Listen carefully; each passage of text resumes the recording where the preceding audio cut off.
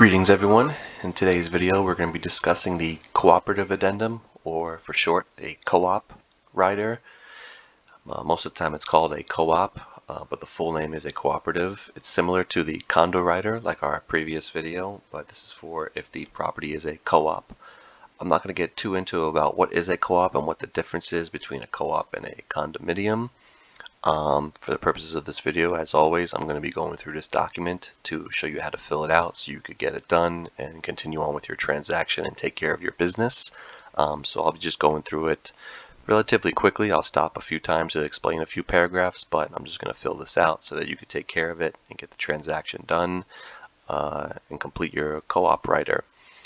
But before we begin, as always, our company, our brokerage is Nizz Realty Inc. We are licensed in the entire state of Florida. We cover the entire state and have agents in every major city and every county in the state of Florida.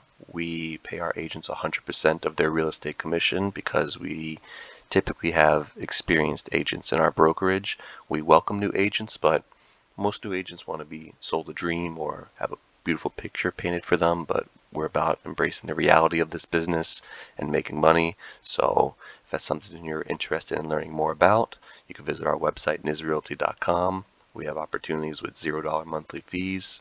There's a lot of information on our website, or you could contact us directly if you're licensed in the state of Florida. But enough of that. Let's get into today's video and start filling out this document.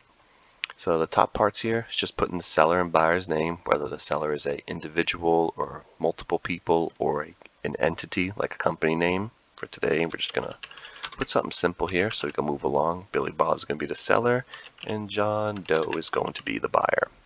Put the seller and buyer's information there respectively. The next part is putting the property address. So let's just put a placeholder here.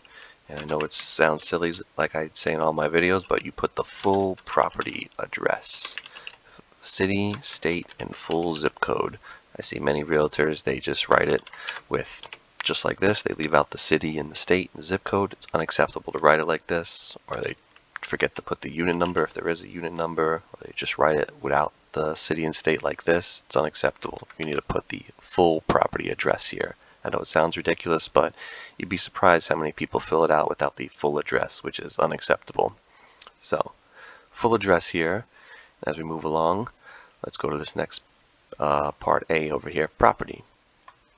So you can read through this paragraph. I'm just going to get to the parts we got to fill out relating to apartment number. You write the unit number here in the co-op. So the co-op number, whatever it is, number 1, number 22, whatever it is for the purpose of this video, let's just say it's 14. Apartment number 14 of the name of the building. So that would be the name of the building between the association and seller. It shall also include shares of the capital stock. Well, I'm not going to really get too much into that, but the name of the building, whatever the building name is, the community name is. Let's just say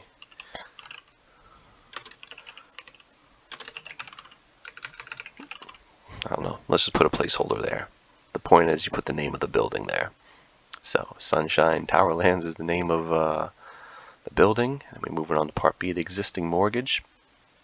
So I'm not going to get too much on what this is. I'm just going to explain how to fill this out here. There is or is not a blanket mortgage. I'm not going to spend time in this video talking about what a blanket mortgage is and get into the specifics of that. You know, if you're a member of our brokerage, you could contact me and we could discuss more of that. But to fill this out, you know, you'll contact the co-op and find out, is there a blanket mortgage or is there not a blanket mortgage? If there is a blanket mortgage, seller's share of the principal balance is whatever the dollar amount is. So you need to find this information out from the co-op. Is it or does it not have a blanket mortgage?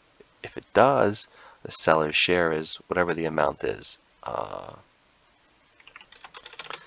Let's just say $150,000 for this purposes, but this number is variable. It could be anything. That's if there's a blanket mortgage.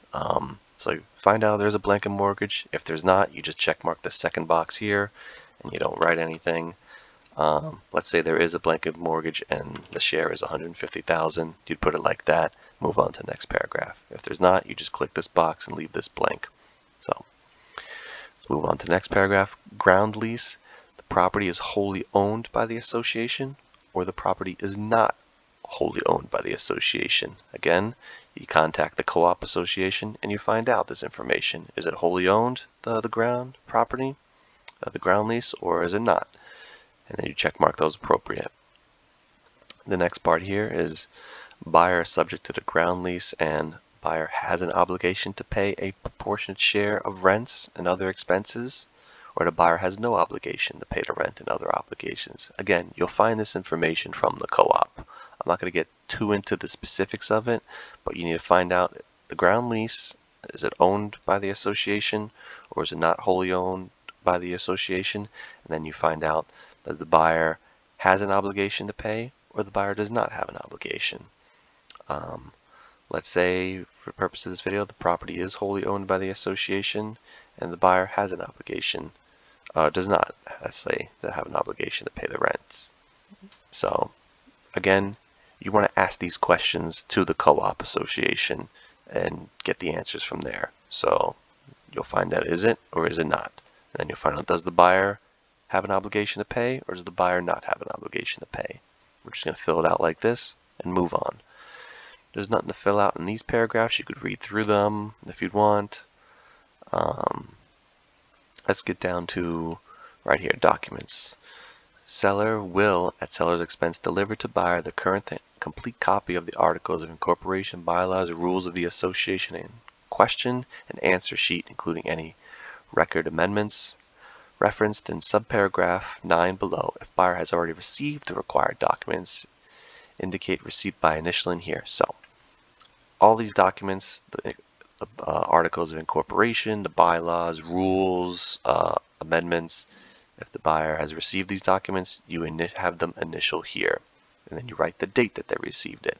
So, I'm going to leave this blank here, but the buyer should receive these documents, and when they receive it, they initial here, confirming they received it, and then they write the date, the exact date of when they received it. And it sounds silly again, but write the exact date. Write the year and the exact day and month. I see agents, they don't write the year, they just write the date to like July 30th without the year. Put the full date there. I know it sounds ridiculous, but I see it all the time. Next part here, buyer authorizes escrow agent to reimburse seller blank from the deposit for the cost of the documents. So you'd fill this out if the buyer authorizes the escrow agent to reimburse the seller to get these documents. A lot of times to get these documents, like the articles of incorporation, bylaws, rules, and everything, sometimes they charge money, the co-op, to get these documents if the seller does not have possession of these things. So if they do, then the buyer can authorize escrow, like the title company, to reimburse the seller. Maybe it costs $250. So let's say that was the cost there to get these documents. Actually, that's kind of high. Maybe it's more like something like $50 to $100, somewhere in that range. So you'll put an amount there if the buyer is going to reimburse the seller. If the buyer is not going to reimburse the seller, then you could leave a blank or just put 0. So let's just say it was $50 and it's going to be reimbursed from there. Association approval. Buyer will apply for approval within blank amount of days. So what's a good number to put here? Really, it's negotiable between the parties. You can put whatever number you want there. Sooner is better than later. If you want my personal and professional opinion, the buyer should apply for approval within the association within 3 to 5 days. Let's put 5 days and be generous, but they should be applying within 3 to 5 days of execution of the sales contract. That's an acceptable amount of time range, but you could put anything there. You could put 10, you could put 15, 3 to 5 is my opinion, so that's what I'm going to put here. Right of the first refusal. There's nothing to put in this paragraph, so I'm going to go through that. Application and transfer fees. Buyer will pay any application and or transfer fees charged by the association. Nothing to put in there. The parking, boat slip, things of that nature. You could put that here. How many parking spaces? Let's say you get 1 parking space in this particular community. Maybe you get more. You put how many parking spaces you get. If there's a boat slip, maybe the property has boat slips for the unit owner's boats. You could put how many boat slips they get here. And maybe there's storage units. Again, you just fill out the numbers here. parking spaces, however many there are. Maybe you get 2 to 3 parking spaces. Maybe you get 1 to 2 boat slips. I've never usually seen more than 1 in storage unit. Maybe you get 1, 2, or 3. You just put the applicable number there, and that fills that paragraph out. Fees. You could read through this here, but let's get down to the part to fill out here. If special assessments may be paid in installments, buyer or seller, you could leave it blank, but I recommend always filling in something and not leaving it blank, but you can leave it blank if you want to, but you would put here who's paying the installments due after closing. Special assessments. I'm not going to get too much into special assessments, but they are basically the community, the co-op in this instance, will basically put a special assessment on all the unit owners, or I guess in this particular case, in the co-op, you don't technically own the units, you own a share in the business, but I'm not going to get too involved in that and what exactly a co-op is. But basically, you're required to pay an additional fees for maybe improvement to the common areas, like the pool, or the roof needs updating, or the recreational rooms are being updated, the boat slips and the docks are being upgraded. So you check mark here who's paying that. The buyer for this check mark or the seller. Let's just say the buyer is going to be paying the installments. If seller is checked, seller will pay the assessment in full. So that's something to keep in mind. If this is check marked with seller, after closing, if the amount due is like $20,000, the seller's gonna have to pay that in full, the full $20,000. You know, sometimes the installments you'll have to pay for the next 30, 40 months, a certain amount of money per month to meet that amount. Let's say it was $20,000, the buyer would take over these installment payments. But if you're check marking the seller here, you want to make sure that the seller understands that they're going to be required to pay that full amount, whatever it is, $20,000, $30,000, $50,000, whatever the special assessment is, regardless if it's installments. If the seller's check marked here, they're paying the full amount. They're obligating themselves to pay the full amount at closing. Let's say the buyer's going to be paying them. The seller represents that he or she is not aware of any pending special assessment or other assessments that the associate is considering, except as follows. So, if the seller knows about certain special assessments, let's say the roof is being special assessment for the roof, you could put there.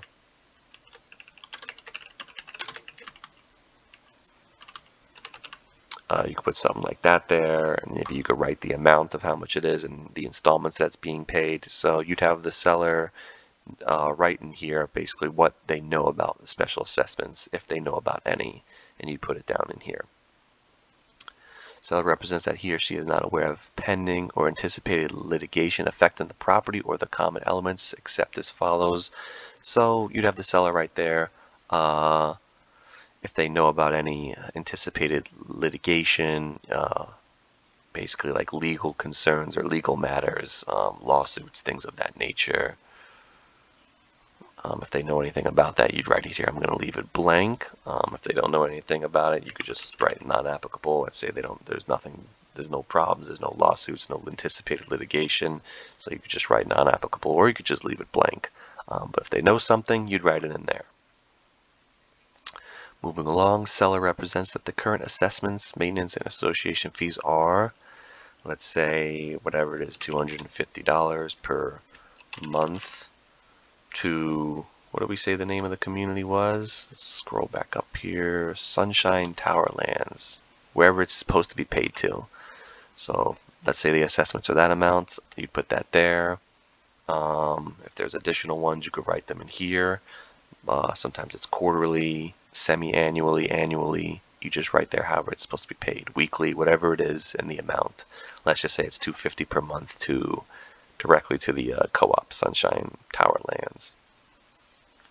This part down here, and that there is or is not a recreational or land lease with the property. If there is a recreational or land lease, the current payment is, again, you'll ask the co-op and find out, is there a recreational or land lease with the property? If there is not, you check mark that, and that's the end of this. If there is, you check mark is, and you write how much it is. Whatever the amount is, $300 per month, whatever the case may be. Let's just say it is, and it's $300 per month.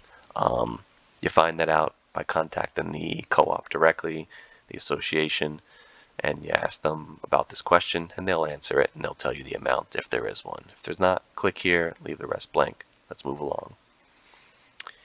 Damage to the common elements. Let's just read through this real quick. Except determined or imposed by association attributable to the property for the damage to the common is greater than, or percentage of the purchase price left 1.5% if left blank.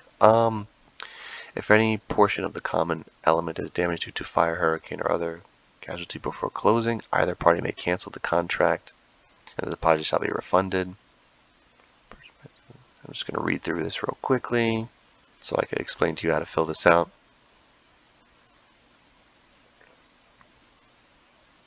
Okay, so you could find out, you could just write a number in here, or you could leave it blank. I think for the best purposes of this paragraph, in most situations, I'd probably just leave it blank unless you want to write a specific number amount in here. You know, I don't think I would write specific number amounts here, but you can, or you could write a specific percentage. For the most part, probably just leave this paragraph blank. This is an interesting paragraph, but you know, if you're a member of our brokerage, you could contact me directly if you're filling this out and you want to put something different. But for the most part of everyone watching this video, I would just leave it blank and just let this 1.5% be standard. Or you could fill it out. I would let the parties negotiate that if they want to add something different from there. So for the purposes of this video, I'm just going to leave it blank and let the standard kick in. Sprinkler system. Let's buyer acknowledges and seller disclosure.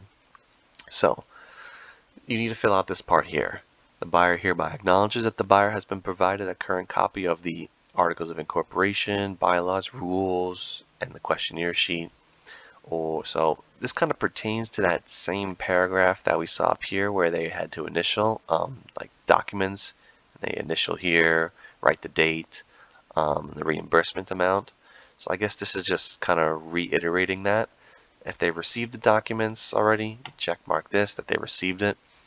If they didn't, you'll check mark this box. I'm not going to read through this whole box. You could read through it if, you know, if you're a member of our brokerage, you could contact me and I could explain it further. But a simple way to fill this out for everyone watching this video is if the buyer received the documents, you check mark this box if they have received all those documents and they have it in their possession. If they haven't, you check mark this box. Let's say they have, so we're going to check mark this box and move on.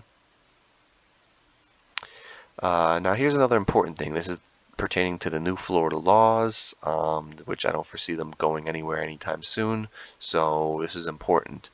You need to fill out these next sections here. It's very important. So how do you fill it out? The easiest way to do this, instead of trying to look into this and understand the Florida statutes and the law and everything like that, that's a little bit out of your scope of practice to be trying to, you know, it's good, you need to understand the law, but you don't need to get too into it and start getting so in depth with explaining it to the parties involved. You basically ask the co-op, the association, the milestone inspection report is required and has been completed, or is not required, or is required to have completed the milestone inspection report. So you ask the co-op, the association directly, this milestone inspection report, and you ask them, is it required and has it been completed, or is it not required, or is it required and they haven't completed it? Just ask them these questions and show them this questionnaire and have them answer it. If the community refuses to answer these questions, or they don't know, or they're not cooperating, they're not giving you an answer, which does happen with a lot of co-ops and communities in general. They just don't want to cooperate, or they don't understand, or they're just not answering these questions. Don't guess. Don't fill it out, because you need to provide transparency. You don't want to fill in information if you don't have the answers and you don't know. Most of the time communities will get these answers for you, but if they're not cooperating and you can't get these answers, you would leave them blank, and I would recommend that you prepare some other documentation. If you're a member of our brokerage, you could contact me and I'll explain to you what we do, but for the purposes of this video and liability reasons, I'm just going to tell you that I'd recommend that if you don't have this answer, you can't get it from the association or the community, leave it blank, and you could talk to your broker about how to prepare an additional documentation to Basically show that you did your due diligence, you tried to get this information from the association. They did not cooperate, they would not provide it, you could not get it, and you can't force them. So you're basically documenting that you've done your due diligence and tried to get this information, but they've refused or not cooperated. So you're letting all the parties involved know that you don't know this information and you can't just guess it on here, just to cover your end as a real estate licensee, because you don't want no one coming back to you pointing the finger at you saying, well, you were supposed to do this or you did that. You had some documentation prepared to show that you've tried. They didn't cooperate. You can't force them, but you've attempted to get this information. Now, I know that's a lot of information to discuss there, but transparency, to summarize everything. Be transparent and try to keep documentation to show that you tried to do your due diligence. And if they're not cooperating, you can't force them, but at least you showed that you tried and notified the involved parties.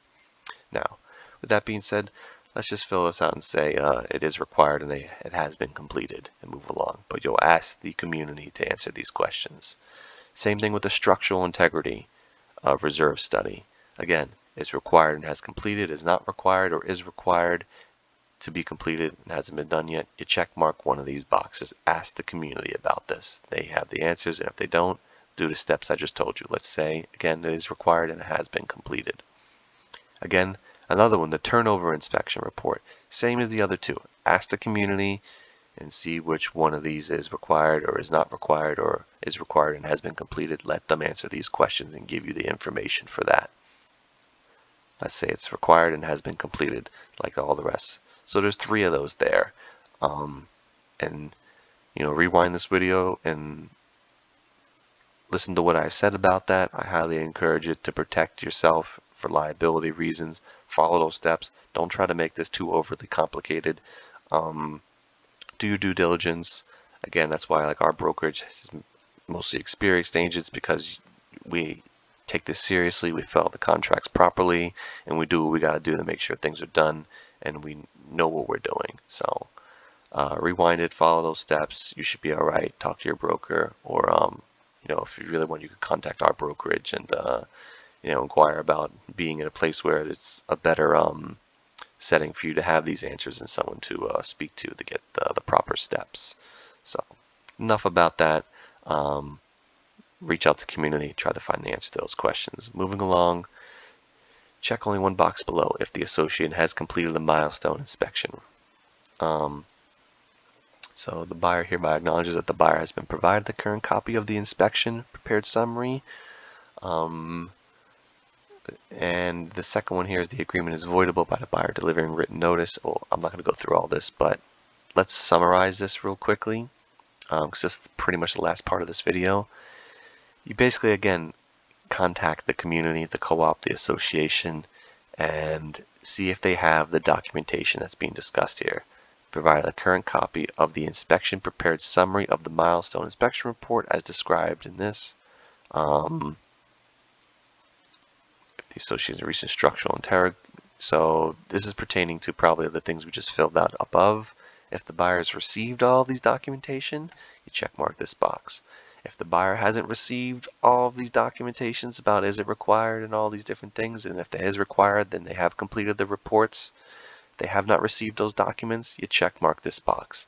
So you only check mark box I, the first box, if the buyer's received everything. They've gotten all those inspection reports and all the other things that it's discussing in those previous paragraphs. If they haven't received all those things, you check mark this box, and you could read through this, but it's basically discussing that the time frame for them to receive all those documents and when they could cancel the contract and so forth. So let's say the buyer's received everything for the purposes of this video, but that's what you can't leave this blank. Check mark one of these. If the buyer hasn't received these things, you didn't get answers to any of this stuff, you check mark this box and you move on. Don't leave it blank. It's unacceptable to just leave these documents blank and just think that you put together a co-op rider and just slapped it together with the contract and you left half of it blank, that it's acceptable. No, that's not how you do things.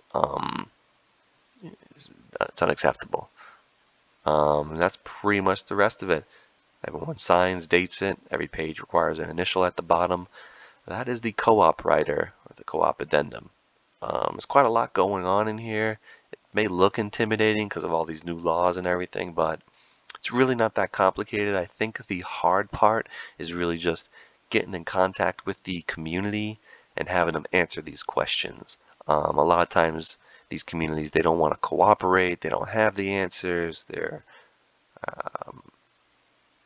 yeah, I don't want to go down the rabbit hole and talk too negatively about how communities run or how they operate, but they sometimes don't cooperate or don't have the answers. Um, Sometimes they don't want to cooperate with the real estate agent or the brokers, and they just want to give this information to the seller. So you have to have the seller contact them and get this information. I've seen the situations where the sellers have to get attorneys to reach out to the communities and get this information, by taking legal action. It really depends on the community, but that's going to be your best source to fill this out, is getting to the community and asking them these questions, which are, there's a lot of these questions here, and a lot of times they don't have the answers or they don't want to answer these questions. But they're required to give the seller this information. So you got to do it. You got to contact the community, get this information from them. That's the hardest part about it. So I hope this was helpful, and we'll see you in the next video. Thank you.